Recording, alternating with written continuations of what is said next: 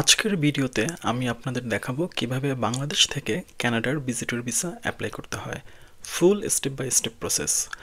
So যারা Canada visit করতে চান, ফ্যামিলিকে দেখতে চান বা ট্যুরিজমের জন্য যেতে চান, this video is for you. প্রথমে জানতে হবে কে কে কানাডা ভিজিটর ভিসা অ্যাপ্লাই করতে পারবেন। যারা শর্ট টার্ম ভিজিট করতে চান, like travel, family visit or business meeting.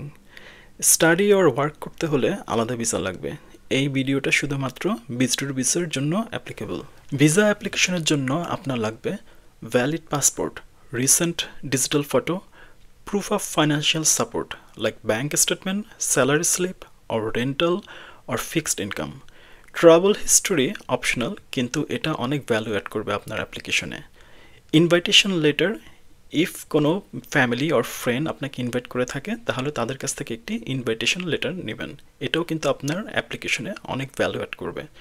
Proof of ties to Bangladesh, like if you have a job, family or property documents to show them that you will come back after visiting Canada.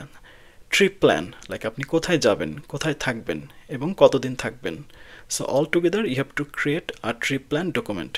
Now main part হচ্ছে কিভাবে অনলাইনে apply করবেন। Visit the official Canada immigration website www.canada.ca. ওখানে immigration and citizenship সেকশনে গিয়ে IRCC-তে একটা account create করুন। Online form IMM 5257 fill up করতে হবে। Personal information, travel history, purpose of visit. ডকুমেন্টগুলো ফিল আপ করুন এবং সাইন করে স্ক্যান কপি আপলোড করুন। ভিসা ফি পে করুন অ্যাবাউট $100 অ্যাপ্লিকেশন সাবমিট করার পর বায়োমেট্রিক দিয়ে আসতে হবে। অ্যাপয়েন্টমেন্ট নিতে হবে BFS গ্লোবাল বাংলাদেশে, ঢাকা অর সিলেট থেকে। বায়োমেট্রিক ফি হবে অ্যারাউন্ড $85 একবার বায়োমেট্রিক দিয়ে দিলে সেটা কিন্তু 10 বছর পর্যন্ত ভ্যালিড থাকবে। সাবমিশনের পর কি হবে? IRCC আপনার অ্যাপ্লিকেশন রিভিউ করবে। সামটাইমস তারা আরও ডকুমেন্টস যেতে পারে। অ্যাপ্রুভড হলে পাসপোর্ট রিকোয়েস্ট লেটার পাবেন ইমেলে। পাসপোর্ট রিকোয়েস্ট পেলে পাসপোর্ট সাবমিট করতে হবে BFS-এ। ভিসা অফিস ভিসা স্ট্রাকার লাগাবে, তারপর কুরিয়ার বা কালেকশনের মাধ্যমে পাসপোর্ট পেয়ে যাবেন।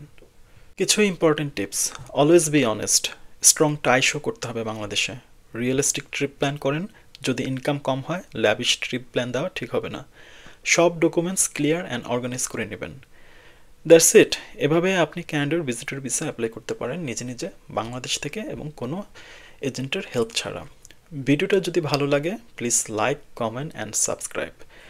আপনার কোনো কোয়েশ্চেন থাকলে কমেন্টে জানান, আমি অ্যান্সার করব। Thanks for watching. See you in the next video.